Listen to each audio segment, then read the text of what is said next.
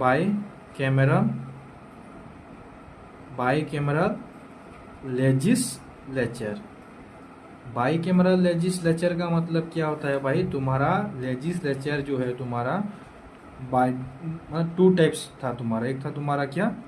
Legislative assembly.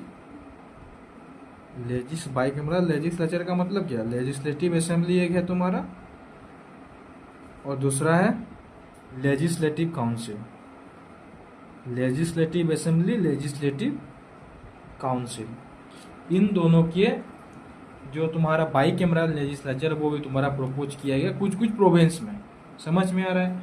कुछ कुछ provinces जो थे तुम्हारा वो रिसीव किए थे by cameral legislature. By cameral अगर क्वेश्चन में आएगा तो क्या आएगा तुम्हारा? बाई कैमरल लेजिस्लेचर कौन से एक्ट में इंट्रोड्यूस किया गया था, प्रपोज किया गया था? तुम कर सकते हो गवर्नमेंट ऑफ इंडिया एक्ट 1935। समझ में आ रहा है? समझ में आ रहा है कि नहीं? ठीक है, अब हम थोड़ा वो जो इलेक्टोरेट जो तुम्हारा था वो तुम्हारा एक्सपांड कर दिया गया। समझ में आ रहा है? समझ में आ रहा है? जो इलेक्टोरेट जो थे तुम्हारा इलेक्टोरेट, वो तुम्हारा टोटल पॉपुलेशन के 10% जितना भी होगा उनको वो एक्सपांड कर दिए थे तुम्हारा। समझ में आ रहा है? समझ में आ रहा है? क्या हुआ था तुम्हारा? जो तुम्हारा इलेक्टोरेट को एक्सपांड कर दिए थे तुम्हारा, एक्सपांड हुआ था तुम्हारा।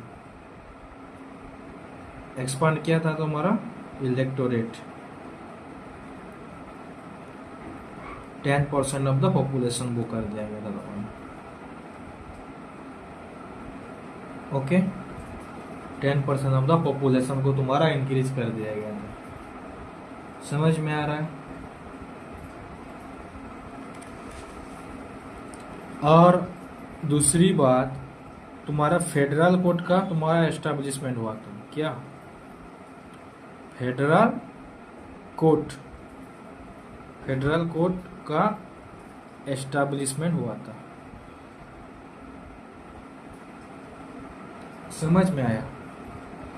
ये तुम्हारा प्रोविंस का बात थोड़ा हुआ, थोड़ा मिसलेनियस टॉपिक जो था तुम्हारा बाई कैमरल लेजिस्लेचर प्रोविंस को लेके।